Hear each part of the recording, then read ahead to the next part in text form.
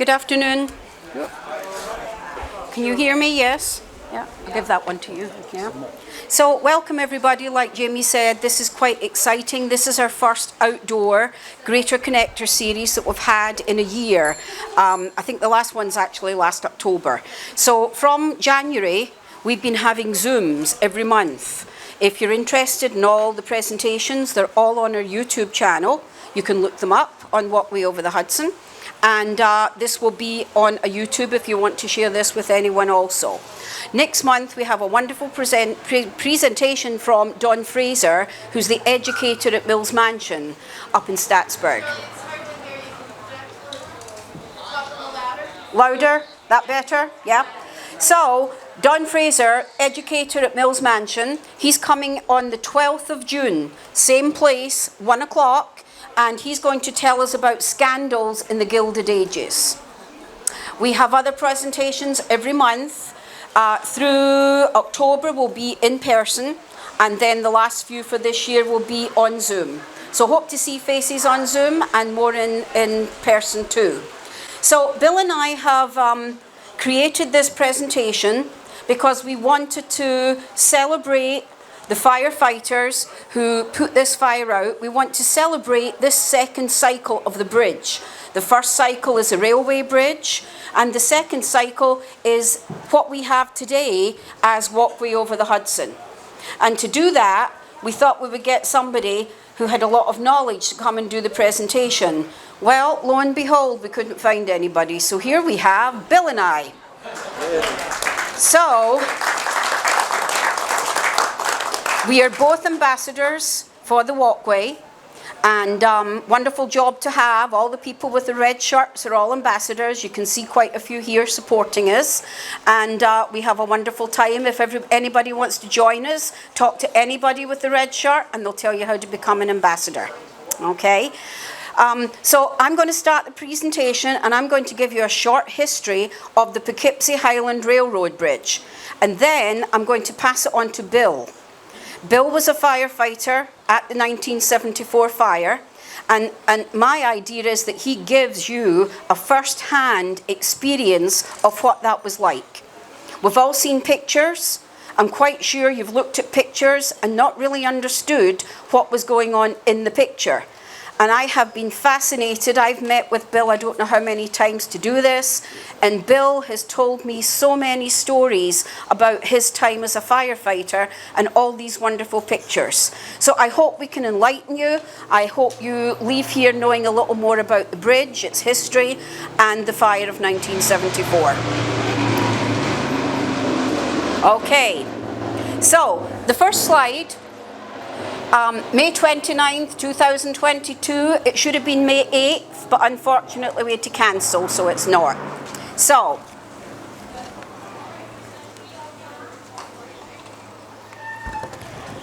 this is a proposed plan of what the bridge, what someone thought it would look like. There were many of those. People thought this was a wonderful idea. Build a bridge across the Hudson. There were no bridges. From Albany to New York City, it was ferries, it was steamboats, it was all sorts of other transportation, and some really creative people had these ideas, let's build a bridge. So this picture is of a bridge, but not our bridge. And there were many proposals. They weren't built for a number of reasons. You have to understand that Poughkeepsie back in the late 1800s was becoming quite an important city in this area. It was flourishing. We had many different things happening. We had shipping, we had new mills opening, we had whale rendering. Anybody know what whale rendering actually is? I had to look this one up. Whale rendering is where you take the blubber of the whale and you boil it at a certain temperature and it ends up as oil. So that's what Poughkeepsie was famous for up until about 1850. After that, there was 3 or 4 companies, they all closed down, went elsewhere. There was some breweries. I didn't know there were breweries back there. The present Children's Museum was a whaling building. Oh, see, this is why Bill's with me. The present Children's Museum was one of the whaling company's places where they did the whale rendering. I knew he was here for a reason. There's still equipment in the basement that they would haul. There's still equipment in the basement that was used to haul the whales from Awesome. the waterfront Too. into the building. Awesome. So, these are some new ideas. Matthew Vassar, he had the great idea and he had the money and he had the opportunity to build this bridge, but nobody believed it could happen. They laughed at him and said, no way, it's not going to happen. So his bridge didn't come to fruition. Now, 1868, a local engineer, he proposed a railway bridge, and then he had it published in the Eagle. But again, people laughed at it, said, no way, these people are ridiculous. And actually, it's kind of interesting because if we fast forward to the 1990s, here we have people who wanted to make this old bridge into a walkway. And guess what? People laughed at it and said, this will never be a walkway. We can't do this. We don't have the money. Guess what? We now have the walkway. So it's this second cycle of events, which are really awesome. So in 1871, newly elected mayor of Poughkeepsie, Harvey Eastman, and Jonathan Platt actually advocated for this bridge to be built, and they actually had some backing. So they created the Poughkeepsie Bridge Company. Unfortunately, it didn't last and it was liquidated, so once again, the bridge wasn't built. Finally, 1886, the bridge was approved and building began. And these two very stern gentlemen that you see here, they are the designers, Thomas Clark, Charles MacDonald, and they were presidents of the American Society. Oh, sorry. Slide. Okay. Sorry, I'm doing double duty here. That's why I have support here. It's not gonna. Maybe I'll try this one instead. Let me try this one. This might be louder.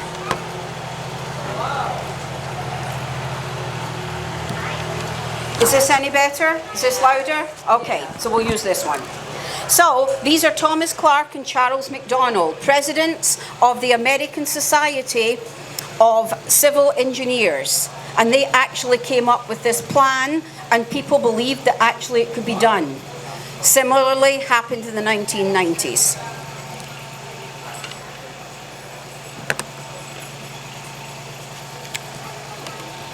These are pictures of the actual railroad bridge being built.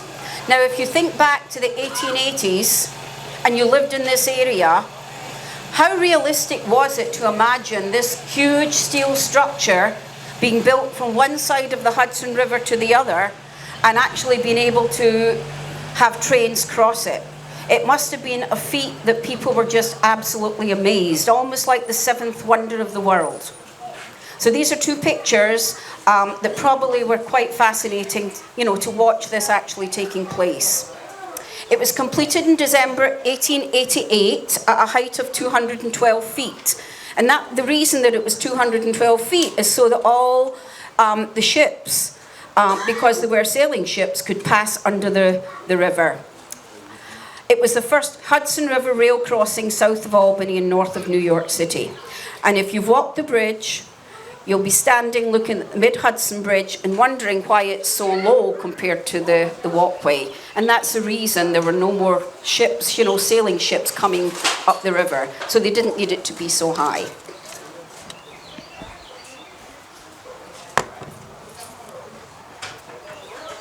This is one of my favorite pictures. It's a postcard set. And you can see the amount of steel on the bridge and the ship sailing under it. And these passengers probably absolutely in amazement as they passed under this huge wonder. The Poughkeepsie-Highland Railroad Bridge is called a cantilever bridge. It's actually a cantilever and truss bridge. And I'm going to try and explain it. I am nowhere near an engineer. This is the most simplest explanation I could get. A cantilever is a rigid structure element that extends horizontally and is supported at only one end. So it kind of sits on the truss and then just sits out there, not supported. So it was a very common bridge design in the 1800s. Some facts about the bridge. Opened in 1889 as the Poughkeepsie-Highland Railroad Bridge to transport western raw materials to eastern industrial centres. The bridge at the beginning only went from here to Poughkeepsie and stopped. There were no other lines. It took a while before other companies took over and extended those lines all the way into, more eastern Connecticut and Massachusetts. When this bridge opened, it was the longest bridge in the world. And as I said before, the first Hudson River Railway crossing between Albany and New York City. It's 6,768 feet long. And as we say, from gate to gate, it's 1.28 miles. Now, unfortunately, in Scotland, and of course it had to be in Scotland, they decided to build the Forth Bridge across the River Forth. And I should tell you that the Forth Bridge and the River Forth is in the east coast of Scotland. Not the west coast, but the east coast. And it is 8,098 feet. It opened in March of 1889. So for 3 months, the Poughkeepsie Bridge was the longest bridge in the world. And then in March, the Scottish Bridge took over. So, just an interesting fact. As I said before, it's a steel cantilever truss bridge, and very popular in the late 1800s. I was looking up some other bridges all over the world, and some of them are very similar. The bridge was used for many, many different things happening. The freight trains, they connected Boston, New York, Harrisburg, Philadelphia, Baltimore, Washington, when all the other train lines had been created. And trolley cars were modified to run in both trolley and railroad tracks. So it was a popular way of transporting people, goods, anything across the Hudson. Trolley cars brought tourists, students, shoppers, and they went from New Paltz to Lucky Platts and Poughkeepsie. West Point football trains, milk trains, hogs and cattle, and the circus. And was it your cousin? Yeah? Bill's family from Poughkeepsie. And I'm going to ask him just to tell us about what his cousin said about the cattle train. So I have cousins that live on Bain Avenue, which is, you can see it from the Poughkeepsie side of the bridge. And Noreen mentioned one time that when the circus came to Poughkeepsie, they would run across the railroad bridge and slow down and stop, and they could hear the elephants and lions and tigers and bears around that night. And it also, the noise of the train lulled them to sleep at night. It wasn't something that kept them awake. It helped them. Wow. Thank you, Bill. Thank you. Is Linda here? She was here. No? Okay, Linda was telling me a story. Linda, one of our ambassadors, lived on this side of the bridge, under the bridge. And she said that she was from a family of 11. And every Monday was wash day. So her mother would wash and hang out all these different ropes from all the windows with all her washing. And they knew when the trains came, but sometimes there was an unexpected train came across, and they had to run and bring all the laundry in because the smoke and the ashes and the dust from the train would completely cover all the laundry. And she said that they played under there, and every time a train came, they all covered their faces and their heads and everything so that it was, they weren't covered in this ash and dust. So we have a lot of wonderful stories, local stories. So if you know anybody who lived here when this was, ask them to tell you the stories. It's amazing.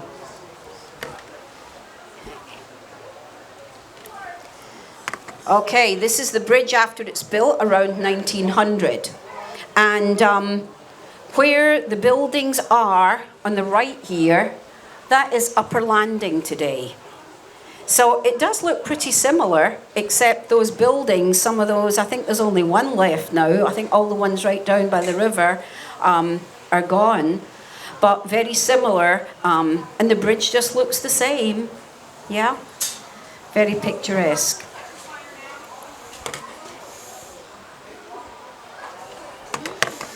Some more bridge facts. As many as 3,500 rail crossings a day.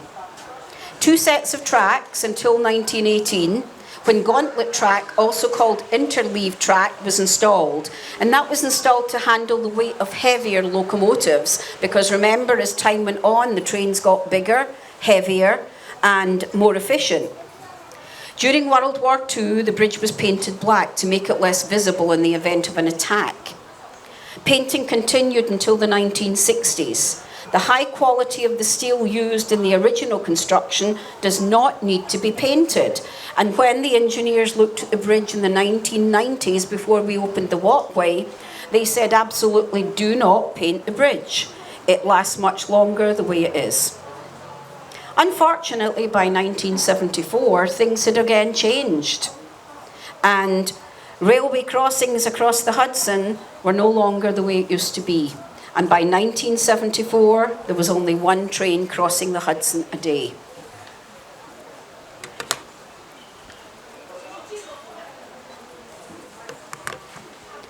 So this is my favorite postcard. Passengers in a steamboat sailing on the river. You can imagine what it felt like, sailing up or sailing down, looking at this huge, wonderful structure that I'm sure some people thought it was wonderful, and some people thought, oh my goodness, that's a monstrosity. The same way as people do with things today. But I just think it says a lot about these people and, you know, what their life was like, how this train track really changed this area around Poughkeepsie.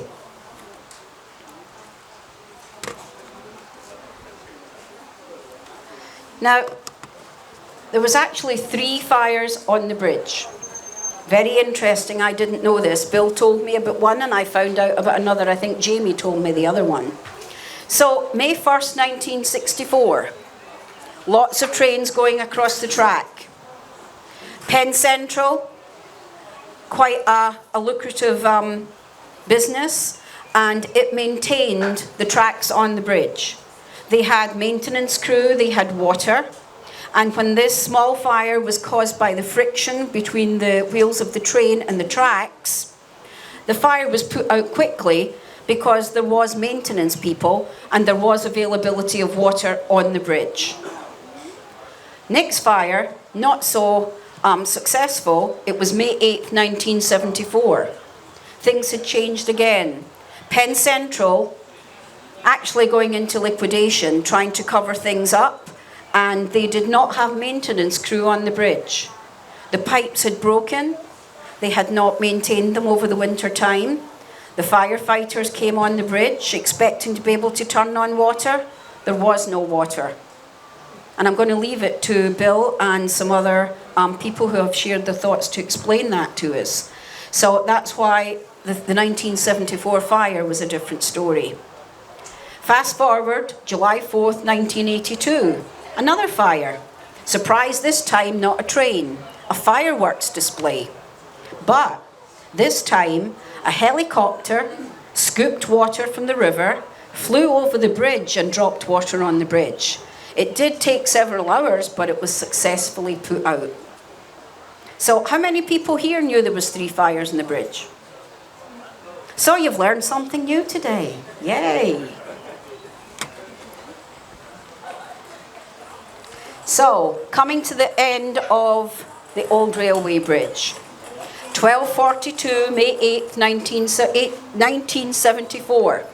The last train, 100 cars on it, crossed over the bridge on May 8th. Unfortunately, those sparks caused another fire. The fire sat there and got bigger, and it wasn't until 2:08 that the first clouds of black smoke were seen. Many opinions about what happened and how it happened, but many feel that the sparks were from the brakes. And because of Penn Central's lack of water, broken main pipes and no maintenance, the fire was not quickly reported. And this, to me, as Jamie said, her and I have this same mindset. It set in motion the sequence of events that would eventually lead to the creation of the Walkway over the Hudson. And without that, who knows where we would be today with it.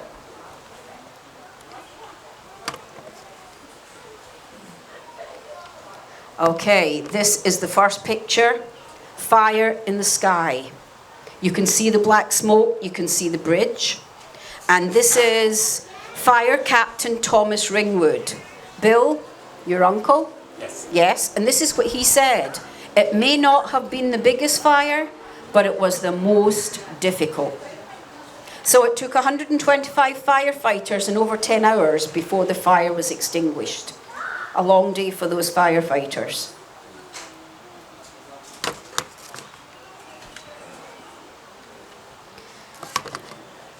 In 2019, there was a Walkway celebration on the bridge, a commemoration for 45 years since the fire began. And Jamie, thank you for sharing this. This is all the different fire departments, all the mutual departments, law enforcement, EMS, dispatchers who were involved in this fire. We have a few people here who were actually there, and I'm very thankful that you guys came today.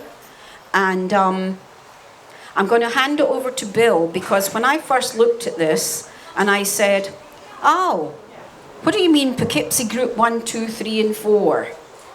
I didn't know what that meant. Bill, come and tell us what it means. Maybe other people knew that. I didn't know. Thank you, Shirley, so much. Don't go far. I'm not. I'm right here. Thank you. So anyway, we provide 24-hour coverage in Poughkeepsie and other departments in the area. We need 4 groups. We need 4 groups to That's it. give us 24-hour coverage. Thank you. And at this particular fire, Group 1 was working. And that's this. This group here. Fellows in the Put it right upper up. corner, in the Uh-huh. upper corner. Yes. So this group 1 is the ones that, yeah. Uh-huh. So, and through the course of the fire, a lot of people came back to help. Okay. Thank you, Bill. Thank you. Right, we're going to go on. I think this is you up next anyways. We'll see. See if this works. I'm just going to play a very short video from 2019, and I hope it plays. Without knowing it, pardon the pun, the spark that led to this bridge becoming what it is was that on this spot 45 years ago, this bridge caught on fire. The last train to ever pass this bridge heading into Poughkeepsie kicked up a spark. Over 700 feet of track was destroyed, and no other trains would ever cross this bridge again. Because of that, and the vision of a great many people, and the support of a great many people, and the generosity of a great many people, some 35 years later, we were able to open as the Walkway over the Hudson, and now 10 years later, look where we are. So that is what we celebrate here. They had immense amount of fire. The water system didn't work on the walkway. We had fires below the walkway. And we had what we still have today, we had teamwork. That's the way we do it every day in the fire service. We start with a small amount of a team, and the more resources we need, we pull in more team members. And that's what the fire service does. That's who we are. On the day of the fire, Highland was dispatched as mutual aid to the city of Poughkeepsie to the west end of the Poughkeepsie Railroad Bridge. Way off in the distance, there was a very ominous, large plume of black smoke. Poughkeepsie Fire was attempting to pump into the standpipe system on the bridge, but about halfway between the center of the bridge and Poughkeepsie, there was a piece of the pipe that was missing. We tried to plug that pipe with a bunker coat to provide Poughkeepsie with more pressure to fight the fire, to no avail. And we began to pump water into the pipeline from the Highland side that was supplied by tankers from all our mutual aid departments. And we actually laid out 2,600 feet of fire hose to fight the fire. The fire was moving at such a rapid pace that at times we thought we weren't sure we were going to be able to outrun it if we had to. And we finally were able to attack the fire and start knocking it down. We worked our way toward Poughkeepsie. We were actually over Route 9 on our way to extinguishing the fire. We got to Poughkeepsie, and we were welcomed by the captain. I said something to the effect of, some way to get here. We were out here for about 10 and a half hours fighting fire that day. This event, in this very odd location, was a testament to the fire departments in the area working together under mutual aid.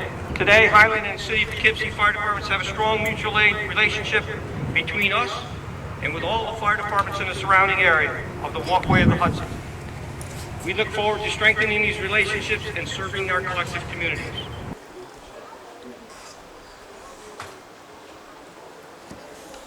Okay, so these are pictures that were given to us by an Arlington firefighter, Horst Granold. And I'm not sure that anyone else has seen these pictures. He has kept them quietly safe since 1974. So this is a wonderful experience to be able to show them for the first time. And Bill can do them much more justice than I can. So I'm going to give this to Bill. Bill, could you tell us where this is, what they're doing, and any other information? So anyway, directly underneath the railroad bridge was quite a industrial and area with Central Hudson, a large propane installation there, natural gas and electricity. The yellow sign indicates, I believe that's just an electric. So the gas line, this was natural gas line that came from Highland to Poughkeepsie. And Years ago, Central Hudson manufactured their own natural gas, which has all gone away. Next. can you tell why, who took this and why? Well, Horst, again, he was an Arlington fireman, and he was out on his boat on a beautiful day in the Hudson and saw the smoke, and luckily had a camera with him and was able to capture a bunch of these photos. Okay, here we go. And once he got the boat on a trailer, he was down at Warriors Park near the Ice House restaurant currently and the Children's Museum.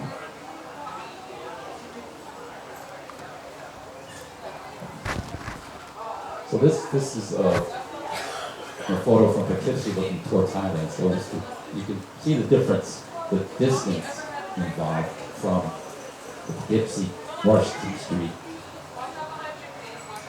gate of the bridge. It's quite a long distance.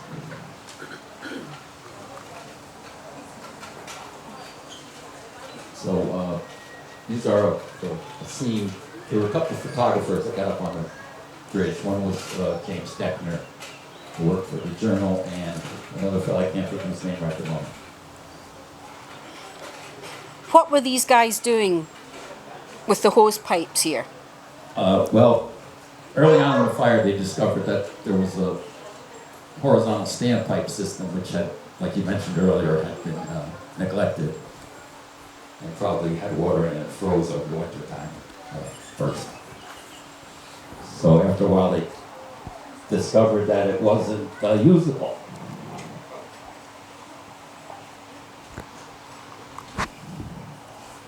So this is a note that Captain Murray wrote up for me, and his family's here today with his son, wife, and other son. Yeah. So he was in car 10, I believe, with Roger Whitman, another gentleman that couldn't make it today. And the story that I recall from Roger, that they had just driven underneath the bridge and didn't see a thing, and then all of a sudden, maybe 10 or 15 minutes later, it had broken out. Yeah. Let me share the what you actually wrote.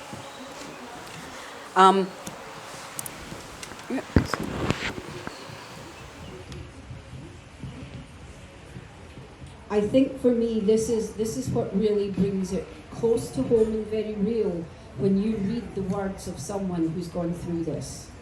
So I really thank his family for being here and for Captain Murray, who was willing to do this for us.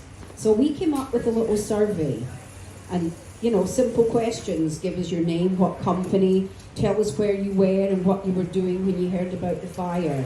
Were you called to the fire by someone, or did you just go?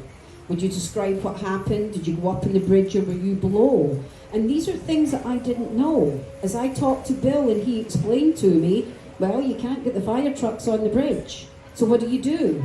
And I thought, oh, never thought about that.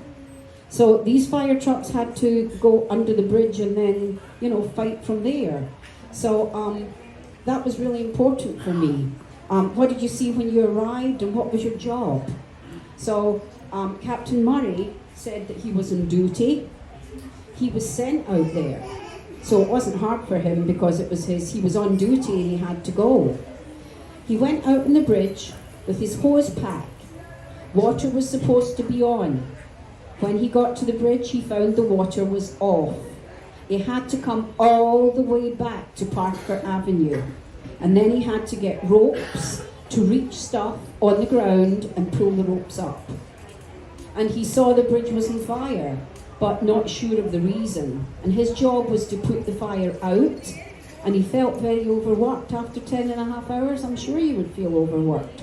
And then he was in charge. I'm not sure he was a captain then, but he was in charge until Captain Ringwood came, and then he handed over the job to Captain Ringwood. So thank you so much. Please thank your husband for doing that for us.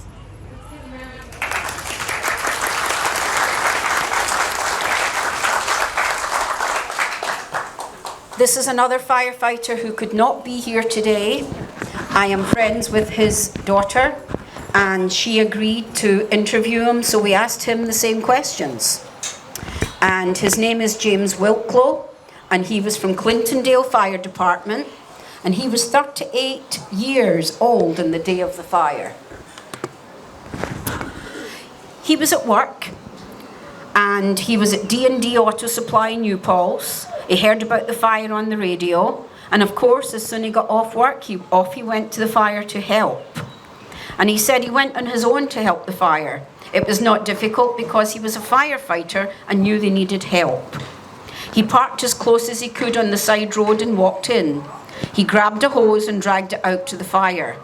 There was no other way to get water out to the fire. So we're thinking, these firefighters are here, guys. They're not in Poughkeepsie, they're here. And they're dragging hoses across to the Poughkeepsie side, putting them together, attaching them, and pulling out hoses. That was the only way they could do it. The pipes that were on the track were not operational. They were either disconnected or broken. We needed to fight the fire with the hoses and the water pumped from the truck. He was on the bridge. He saw a lot of very black smoke. His job was taking the hose out to the tracks and putting the fire out. I was just doing what a firefighter should do. And I have to say, this is the response we've got from every firefighter. They don't feel that this was anything unusual. This was their job and this is what they did. And it kind of just makes you feel very thankful that we have men and women, and this is how they feel and this is what they do. And this is a very nice picture that Tammy sent to me about her father. So let's give Mr. Wicklow a round of applause too.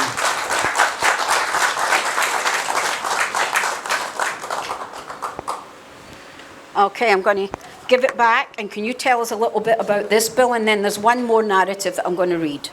Okay? There you go. So, in the course of fighting the fire, after they discovered that the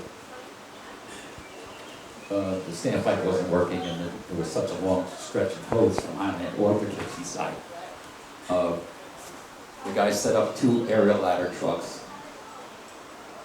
One to the south, Poughkeepsie was to the south, and Arlington, a department that's just to the east of Poughkeepsie, came in under mutual aid, and they set up their ladder truck on the north side.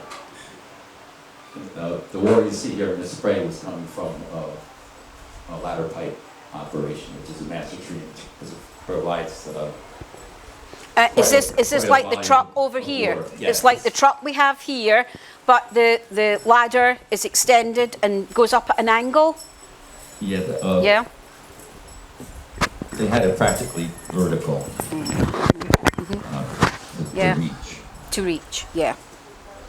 Okay. Two very similar pictures. So this is Duchess Avenue in Poughkeepsie, and there's a fire engine the furthest to the right in the photo, which once the fellows in, it's in Captain Murray's narrative, that they had to drop ropes down to hoist hoses straight up, which they're quite heavy, so that must have been a pretty good feat to do something like that. These buildings still here today? Yeah, I believe everyone in this photo is still there. Yeah. And this, if anybody knows Poughkeepsie, this is near Andy's restaurant, which is now Farmers and Chefs restaurant. Yeah. Okay, and I'll do this one. Yeah, thank you.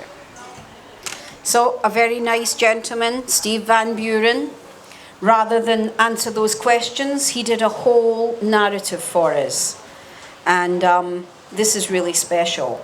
So I'm just going to read it. I wish he was here, but couldn't be here.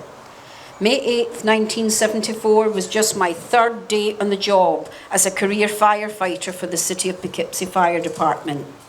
Ken Lillis and I had just been hired and sworn in on Monday, May 6. We were both assigned to Captain Art Boyd, the department's training officer that day. The three of us were in the parking lot of the Spratt Park swimming pool off Wilbur Boulevard, with Reserve Engine 5 practicing hose lays and hitting hydrants. I believe it was sometime around 1:30 to 2 when the first tones went out. It was for a still alarm which I believe was reported as a brush fire. Before long, there were multiple tones going out for special assignments, for more manpower and equipment to the scene. Captain Boyd instructed us to quickly get all the hose back on engine number 5 as we were going to the fire. We sped down Hooker Avenue on our way to the scene. When we got to the intersection of Hooker, South Hamilton and Montgomery Streets, looking north, the whole sky was nothing but dark black smoke. It was quite a sight. Captain Boyd radioed alarm headquarters for our assignment. We were instructed to go to North Water Street below the bridge to protect the Central Hudson gas works from exposure fires due to the burning railroad ties dropping to the ground. We met up with Ladder 2 to provide the water. Ladder 2 was operating its ladder pipe on the underside of the bridge at 100 feet extension at almost 90 degree or true vertical position. I believe firefighter Joe Hatch was assigned to operate the ladder pipe at the top of the ladder. It was questionable at best as how too much water, if any, made it to the bridge. I think the bridge is 175 high. It's actually 212 feet high. Captain Boyd, knowing that I was a volunteer for the Glenham Fire District, asked me if I knew how to run the pump. I answered in the affirmative. He then took F.F. Lillis with him and they left to go up on the bridge. I was left pumping engine 5 to ladder 2. Pretty much all the guys in ladder 2 had no idea who I was and wondered who this kid was running the pump. Later in the afternoon, someone pointed out that there was a structure fire under the bridge on the east side of Route 9. I think actually there was many of those. Since radios were at a premium in 1974, I was told to call Alarm Headquarters and Engine 5's mobile radio. I remember telling Headquarters that there was a structure and fire under the bridge. The dispatcher asked me for an address, and I believe I told him, I can't give you the address, but I can see it. I believe it was Lieutenant Herb Burkhardt who from the bridge looked down and was able to report it as Andy's Place restaurant. I believe that fire went into a second alarm using mutual aid departments. I think by 4 to 5 o'clock we had it under control and were able to shut down engine 5. I believe department mechanic Cliff Dawes gave me a ride back to headquarters after the fire. And this is the piece that it just gets to my heart. Little did I know that 40 years later, people are still fascinated by that fire, and it was only my third day on the job. A big round.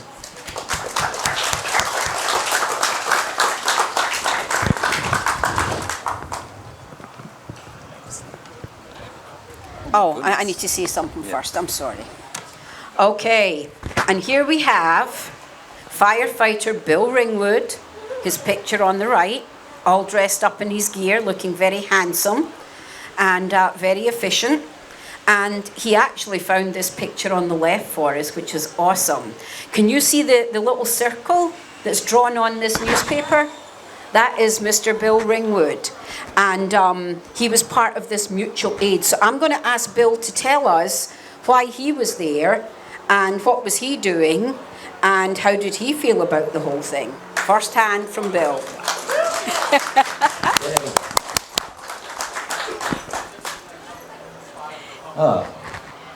So, I believe I had just given my sister Barbara a ride to Marlboro to pick up a new car. Ooh. And I had returned to Poughkeepsie and saw the smoke. So I drove over to Washington Street and Parker Avenue, which is on the other terminus of the bridge. And there, the fireman Ben Horton, God rest his soul, asked me to help him break down engine 1 that was pumping into this standpipe, like he said 3 or 4 different times today. Turned out not to be working very well. So Benny says to me, Bill, let's go down to Andy and Steve's because Arlington is there, mutual aid, and the side of the building caught fire from the falling embers and stuff like that. So, I didn't have any fire gear helmets or coats or boots or anything. I just had my world famous blue flannel shirt. And once these gentlemen had this fire under control, I walked from Andy's back to Washington Street, Parker Avenue, which is a pretty good distance. So at that corner was engine 4, was parked there, which was an older open cab fire engine. And I called up to the top of the bridge to get the band up there, and I said, you have a fire truck down here that's basically has all the equipment still on it. What would you like to do with it? So they told me to go to Water Street near the railroad station and Mike's Tavern, which is now River Station and all that, to help use the equipment at the Central Hudson installation. So that was an exciting ride. Okay.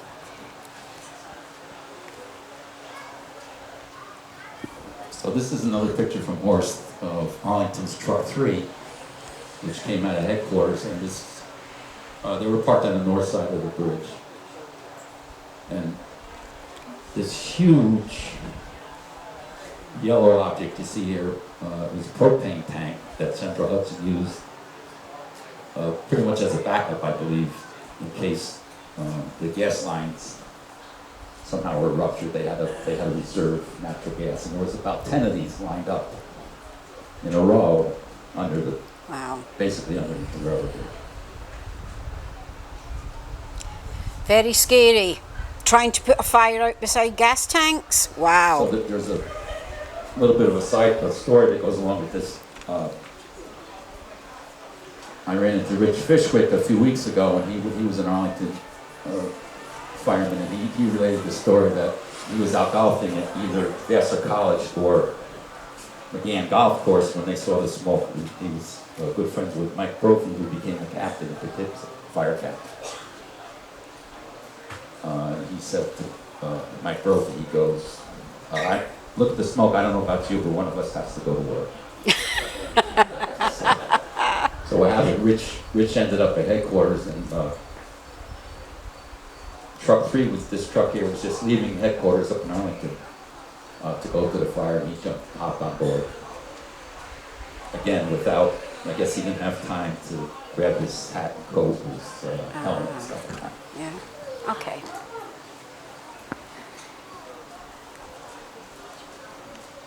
Okay, so this is a better shot of the propane installation that Central Hudson had. Rich, so when firefighter Fishwick was relating a story to me. He said they were setting up here and he didn't have a helmet or coat or anything, and the railroad spike came right down alongside him. So at that point, I guess he asked one of the elected chiefs to get him a helmet. Oh. Because Rich, I believe Rich was on the tip of the aerial directing Oh, the order. wow. Wow. Okay. So, Shirley, I want to wait just a second. Yeah. We had another Yeah. You want to go back there? story There we go. told to me.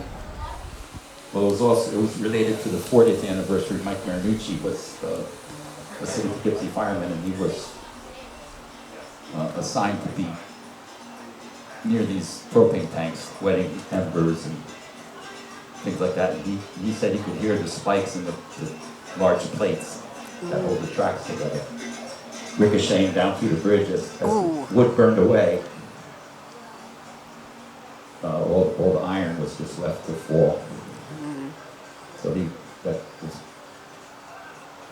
part of the bit that he took care of. Yeah. Wow. Okay. So I'll do this one. So I don't know how you found out about this event, but it's been on Facebook, it's been on the Walkway site, and I received a response on the event page of Facebook. And it's from this lovely lady. Her name is Morgan Wright. And she says that she lived here in the 80s and she went to Vassar. And this is her friend Jackie Madden. And she said, I have a picture if you would like it. And this is what she sent me. So this is how the bridge was looking in 1981. And I guess people just came up and walked on it, looked at it, took pictures. So this is Jackie Madding posing on the bridge, and look at the way that bridge is. Look at the bends and the twists of all the metal. And I assume that's the Poughkeepsie side. So I'm very thankful to her. I don't think she's here. Morgan, are you here? I asked her to come, but she didn't respond, just in case she's here. No. So I thank Morgan for that. These are two plaques, two awards that the bridge has been awarded. The first one is the National, thank you, Bill. The National Historic Places, and given by the United States Department of the Interior. And the other one is a National Historic Civil Engineering Landmark. And this has been given not for the Walkway, but the original Poughkeepsie-Highland Bridge. And it's because of the integrity of the bridge and the way that it's lasted.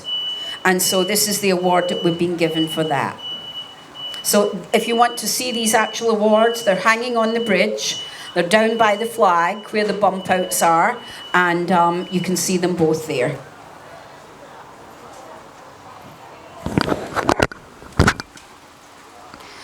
This is the last slide. And I thought it was just nice to compare what was to what is.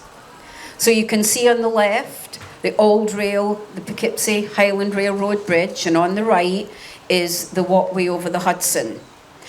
Different angle, but the kind of same aspect, and you can see where Upper Landing and the Walkway, you know, down by the water is, and you can see how it was in 1900. So I really feel strongly that things happen for a reason, and we have the bridge today because of the fire of 1974. And I hope that today we just realised a little bit more of our firefighters' jobs and how they do this every day and how important a job they have. And I thank everybody. I thank the firefighters for coming. Thank the ambassadors. I thank the Walkway staff, the Parks Department. I want to give a shout out to Frank, who brought this absolutely amazing fire truck. If you want to go see it and visit it, it's right here.